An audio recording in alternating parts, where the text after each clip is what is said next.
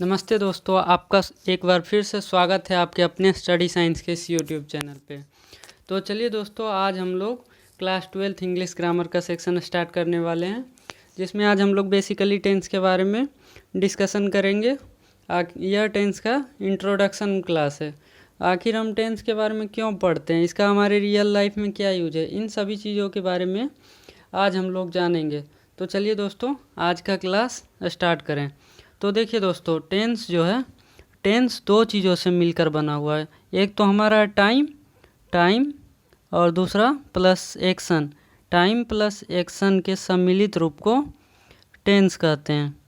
Time plus action के जो सम्मिलित रूप को होता है वह टेंस कहलाता है। अब सवाल आता है, टाइम तो हमको पता है क्या होता है, लेकिन एक्शन के बारे में हमको नहीं पता है। यह क्या होता है एक्शन, इसके बारे में हम नहीं जानते। तो दोस्तों, एक्शन बेसिकली वह होता है जैसे हम लोग रोज़ कुछ से कुछ काम करते हैं, जैसे खाने का काम करते हैं, पढ़ने का काम करते हैं, खेलने का काम करते हैं। अभी तो बहुत सारे बच्चे होंगे जो बोल रहे होंगे अभी कहाँ जाएंगे खेलने, अभी तो ऐसे लॉकडाउन लगा हुआ है, तो गांव वाले बच्चे गांव वाले बच्चे खेलने जा सकते हैं, और शहर वाले बच्चे अभी घर में ही रहें तो उनके लिए बेहतर है, क्योंकि अभी कोरोना काल चल रहा है। तो चलिए दोस्तों, आगे लेके चलते हैं वीडियो। तो आगे जानते हैं टेंस के बारे में।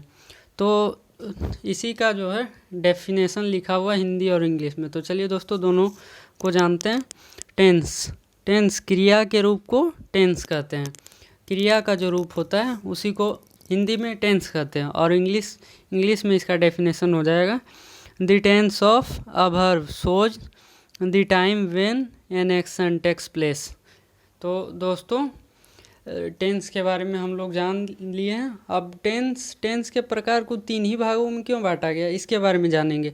आखिर टेंस के प्रकार को और भी तो ज़्यादा भागों में बांटा जा सकता था इंग्लिश में, लेकिन हमने तीन ही भागों में क्यों बांटा। तो मान लेते हैं दोस्तों, मुझे 5 दिन का कोई कॉन्ट्रैक्ट दिया गया, जिसमें हमको एक लाइब्रेरी से किताबों को दूसरे लाइब्रेरी में शिफ्ट करना है। तो दोस्तों, जिन्होंने मुझे काम दिया वो तो मुझे 2 दिन के बाद मुझसे पूछेंगे कितना काम हो गया, कितना होने वाला है, और कितना बाकी हो चुका है, और कितना हो रहा है, कितने के स्पीड से। तो दोस्तों, इसी को बताने के लिए बेसिकली हमको तीन टर्म की आवश्यकता होगी। पहला टर्म है जो हमने काम कर चुके हैं, जो जैसे लाइब्रेरी में मान लिया जाए 500 किताबें थी, तो उनमें से हमने मान लिया जाए 2 दिन में हमने 200 किताबें एक लाइब्रेरी से दूसरे लाइब्रेरी में शिफ्ट कर दिया। और मान लीजिए आज हम कर रहे हैं इस स्पीड से कि हमारा हो जाएगा लगभग 200 किताबें, और हम शिफ्ट कर देंगे। तो दोस्तों, यह जो हम कर रहे हैं अभी वर्तमान में शिफ्टिंग कर रहे हैं बुक का, तो वो हमारा प्रेजेंट बन जाएगा, और जो हमने कर चुके हैं 200 बुक्स, वो हमारा पास्ट बन गया। और जो हम आगे 100 किताबें और शिफ्ट करने वाले हैं, हमने कॉन्ट्रैक्ट लिया था 5 दिन का, और आगे जो 100 किताबें और शिफ्ट करने वाले वो हमारा फ्यूचर बन जाएगा। क्या पता 100 किताबों में शायद 2 दिन भी लग सकते हैं। तो इसके बाद वो तो हमारा फ्यूचर हो गया। फ्यूचर कहने का यह सेंस है कि फ्यूचर कल को किसी ने नहीं देखा है। कल अगर वैसा पता होता कि हम लोग 12th में पास ही करने वाले अच्छे अंक से, तो हम आज क्यों पढ़ते हैं। तो दोस्तों, इसलिए टेंस को हमने 3 भागों में डिवाइड किया है। तो प्रेजेंट टेंस में बेसिकली हम उस काम को रखते हैं जो हम वर्तमान समय में कर रहे हैं। जैसे मैं आपके लिए यह लेक्चर तैयार कर रहा हूँ और आप इसको देखेंगे, तो यह हमारा प्रेजेंट हो गया। और पास्ट हो गया वो जो आपने पहले कर चुके हैं काम। जैसे आपने आज खूब खेला, ये आपका पास्ट बन गया। और फ्यूचर जो आप कल करने वाले हैं वो आपका फ्यूचर हो जाएगा। तो फ्यूचर को किसी ने तो देखा नहीं। पास्ट सबका हमेशा साथ में चलता है, क्योंकि पास्ट तो कभी पीछे जा नहीं सकता है। पास्ट हमने जो काम किया वो तो हमारा पास्ट के आधार पर ही हमारा प्रेजेंट डिसाइड होता है। जैसे मान लिया जाए, इसी को एग्जाम्पल के रूप में और देखते हैं। जैसे मान लिया जाए कोई स्टूडेंट है आज इस वीडियो को देखकर सोने वाला है, तो वो उसका प्रेजेंट हो जाएगा। और कोई स्टूडेंट है जो आज इस वीडियो को देखने के बाद और भी रात में 1-2 बजे तक पढ़ने वाला है, वो उसका जो होगा वह भी प्रेजेंट होगा उसका। लेकिन प्रेजेंट आगे चल के यही जो पास्ट बनेगा, तो जो सो रहा था उसका तो फ्यूचर सिक्योर नहीं होगा, लेकिन जो मेहनत कर रहा था, जो अपने लिए वर्क कर रहा था, अपने परिवार के लिए वर्क कर रहा था, उसका तो फ्यूचर हमें आगे चल के सिक्योर होना तय है या ज़रूरी है, क्योंकि वह मेहनत कर रहा था, तो वह उसका जो है आगे चल के पास्ट बनने वाला है। और जो खेल रहा था बच्चा, उसका भी वह पास्ट बनने वाला है। तो पास्ट सबका हमेशा साथ में चलता है, इसको इग्नोर ना करें। अगर आप अभी मेहनत नहीं कीजिएगा तो आपको आगे चल के पछताना पड़ेगा, और पास्ट तो आपका हमेशा आपके साथ रहेगा, आपको बताता रहेगा कि आपने इस समय को कितनी अहमियत दी थी और कितना इसको ज़रूरी नहीं समझा था। तो यह ज़रूरी है दोस्तों, आप समय का वैल्यू आपको देना पड़ेगा। आप अभी दीजिए या तो बाद में दीजिए, लेकिन यही जब आपका प्रेजेंट पास्ट में परिवर्तित हो जाएगा तो आपको पछताने के अलावा और कोई चारा नहीं बचेगा। तो वह हमारा हो जाएगा टेंस के पॉइंट ऑफ व्यू से, वो हमारा अभी हमने तो आने वाला कल देखा नहीं है, तो वो जो आगे चल के हम लोग पास्ट का एनालिसिस करने वाले हैं, तो आने वाले समय में जो करेंगे वो हमारा फ्यूचर टेंस में चला जाएगा।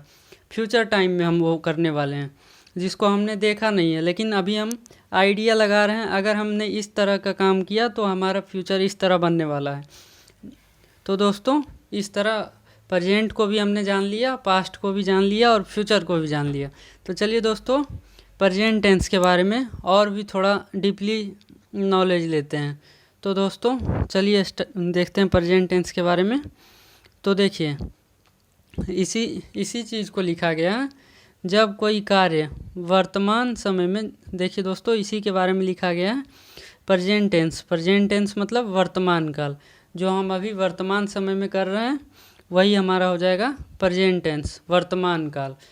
तो दोस्तों इसी के बारे में लिखा गया, जब कोई कार्य वर्तमान समय में होता है तो वो प्रेजेंट टेंस कहलाता है। प्रेजेंट टेंस, इसको ऐसे भी हम बोल सकते हैं, जो प्रेजेंट टाइम का बोध करवाता है उसे प्रेजेंट टेंस कहते हैं। जैसे हम अभी आपको पढ़ाने का काम कर रहे हैं तो ये हमारा प्रेजेंट हो गया। आप पढ़ने का काम कीजिएगा तो वो आपका भी प्रेजेंट हो जाएगा।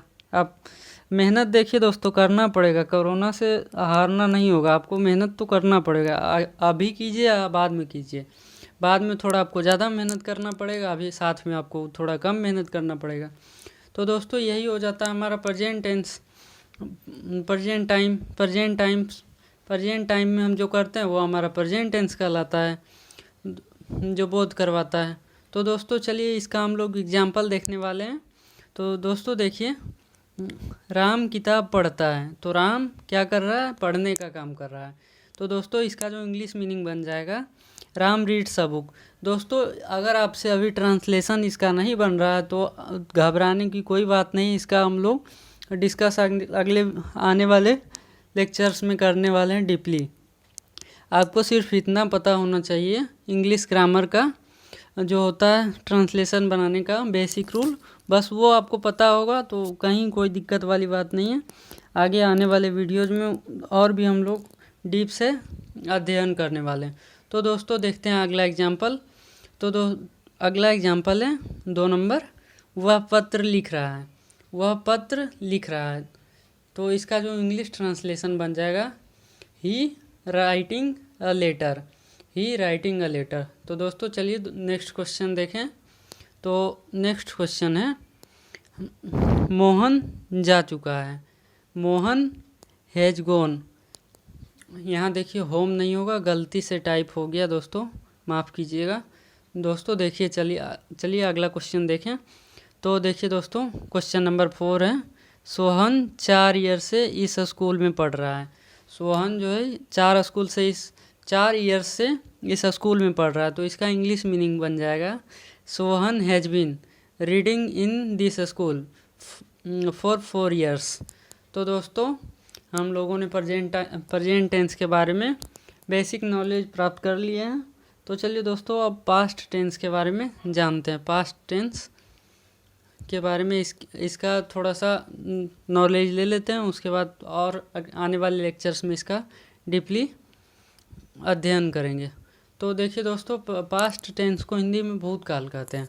अब दोस्तों भूतकाल कहने का मीनिंग हो जाता है, जैसे हमने जो पहले वाले टाइम में जैसे हमने कल जो किया, परसों जो किया, बीते हुए समय में, वह हमारा प्रेजेंट टाइम हो जाता है, और उसी को जो बोध करवाता है वह हमारा प्रेजेंट टेंस बन जाता है। तो दोस्तों इसी चीज़ को देखते हैं डेफिनेशन में इसका क्या लिखा हुआ है और इसके बारे में जानेंगे। तो चलिए दोस्तों देखते हैं। जब कोई कार्य बीते हुए समय में हुआ था, हो रहा था, हो चुका था, होता आ रहा था, तो ऐसी क्रियाओं को पास्ट टेंस कहते हैं। तो दोस्तों इस वीडियो में बस आपको इतना ही बेसिकली याद रखना है पास्ट टेंस के बारे में, कि जिसके अंत में, जिस सेंटेंस के अंत में था, थी, थे, रहें, उसको हम लोग पास्ट टेंस के अंदर रखेंगे। था, थी, रहें उसको, या रहा था, रहे थे, रही थी, इस तरह का अगर आपको अंत में मिल जाए किसी भी सेंटेंस के अंत में इस तरह का लास्ट में मिल जाए, तो वह मानिएगा पास्ट टेंस का रूप है। इसको और भी हम लोग आगे आने वाले लेक्चर्स में डीपली अध्ययन करने वाले हैं। तो दोस्तों आपने जान लिया पास्ट टेंस का बेसिकली मीनिंग यही होता है कि आपने जो काम कर चुके हैं। जैसे मान लिया जाए आप 2 दिन पहले इलेक्ट्रोस्टैटिक पढ़े हैं, वो आपको प्रेजेंट माइंड में याद है, लेकिन आपने इसको याद करने के लिए जो वर्क किया था वह 2 दिन पहले पास्ट टाइम में किया था। वही का मेन कहने का यही मीनिंग था कि पास्ट हमेशा सबके साथ चलता है। देखिए एग्जाम्पल भी मिल गया। इलेक्ट्रोस्टैटिक मान लिया जाए आपने 2 दिन पहले पढ़ा, तो वो इलेक्ट्रोस्टैटिक का जो आपने पार्ट पढ़ा था, तो इलेक्ट्रिक फील्ड या कुछ भी इस तरह का, तो वह आपका माइंड में सेट हो गया। वही आपने जो काम किया था 2 दिन पहले, वो आपका पास्ट टाइम में किए थे, वह आपने पास्ट टाइम में किए थे, और उसी को जो बोध करवाता है वही पास्ट टेंस कहलाता है। और दोस्तों इसलिए हम कह रहे थे कि पास्ट सबका साथ में चलता है। तो देखिए आपका भी पास्ट आपके साथ जा रहा है, तो सबका पास्ट सबके साथ चलता है, ऐसी बात नहीं है। तो दोस्तों चलिए इसका कुछ एग्जाम्पल देख लेते हैं और हम लोग फ्यूचर टेंस के बारे में जानेंगे। तो चलिए दोस्तों इसका एग्जाम्पल देख लेते हैं। जैसे एग्जाम्पल 1 है, वह घर गई या गई थी। वह घर गई या गई थी, तो इसका जो इंग्लिश मीनिंग हो जाएगा, अगर दोस्तों देखिए आपसे अभी अगर ट्रांसलेशन नहीं बन रहा तो कोई बात नहीं, अगले आने वाले वीडियोज में इसका हम डीपली नॉलेज लेने वाले हैं। तो दोस्तों देखिए इसका मीनिंग क्या हो जाता है। देखिए दोस्तों यहाँ गलती से टाइप हो गया होम, यहाँ होम नहीं होगा। ही वॉज गोइंग होम, वह घर गई या गई थी। ओ दोस्तों मिस्टेक हो गया, यहाँ पे गोइंग नहीं होगा, ही वाज गो होम हो जाएगा यहाँ पे। तो दोस्तों चलिए देखते हैं नेक्स्ट क्वेश्चन। तो नेक्स्ट क्वेश्चन है, वह घर जा चुकी थी। वह घर जा चुकी थी, वह घर जा चुकी थी। तो इसका जो हो जाएगा मीनिंग, इंग्लिश मीनिंग, तो दोस्तों इसका जो मीनिंग हो जाएगा, he had gone home. He had gone home, वह घर जा चुकी थी। तो चलिए दोस्तों नेक्स्ट क्वेश्चन देखते हैं। क्वेश्चन नंबर 3, वह 10 सालों से पढ़ा रही थी। वह 10 सालों से क्या कर रही थी? पढ़ाने का काम कर रही थी। तो दोस्तों इसका जो मीनिंग हो जाएगा, she had been teaching for 10 years. वह पढ़ाने का काम कर रही थी। दोस्तों यहाँ पे थोड़ा सा और मिस्टेक है, यहाँ पे सी होगा, यहाँ पे सी होगा, क्योंकि आपको पता होगा स्त्रीलिंग के साथ हम लोग सी का प्रयोग करते हैं और पुल्लिंग के साथ हम लोग ही का प्रयोग करते हैं। तो दोस्तों देखते हैं फ्यूचर टेंस के बारे में अब हम लोग जानते हैं। तो देखिए दोस्तों फ्यूचर टेंस के बारे में हम लोग जानेंगे अभी। तो देखिए दोस्तों फ्यूचर टेंस कहने का मतलब क्या होता है? फ्यूचर टाइम का जो बोध करवाता है वही फ्यूचर टेंस कहलाता है। अब सवाल आता है फ्यूचर टेंस आखिर होगा क्या? मान लेते हैं आपने मुझे 10 रुपये दिए, अब हम इस पैसे का यूज हम गोलगप्पे खाने में करने वाले हैं। तो दोस्तों यह जो हम लोग करने वाले यूज हैं इस पैसे का, वो हमारा फ्यूचर बन जाएगा, क्योंकि पता तो नहीं है क्या पता पैसे वो खो जाएंगे। तो दोस्तों इसी को हम लोग फ्यूचर टेंस कहते हैं। जो फ्यूचर टाइम का बोध करवाता है उसे फ्यूचर टेंस कहते हैं। फ्यूचर टाइम कहने का मतलब है जो किसी को भी नहीं पता है। क्या पता आने वाला कल किसको पता होता है? आपको क्या पता है आप कल क्या करने वाले? हाँ, लेकिन ये होता है कि आप एक रूटीन सेट कर लेते हैं कि कल हम लोग क्या क्या करेंगे।